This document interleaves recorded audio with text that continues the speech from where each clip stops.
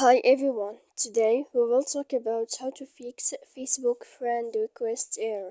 To know how to fix or how to solve Facebook friend request error, you should just go to settings like this. We will click.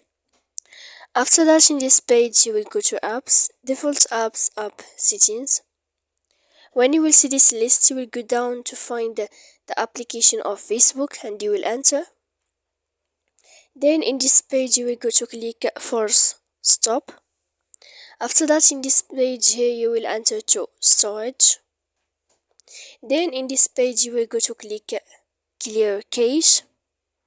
After that you will go to click clear data, and then you can turn off your Wi-Fi. So please don't forget to support us by like and subscribe. See you next time in another video, and thank you for watching.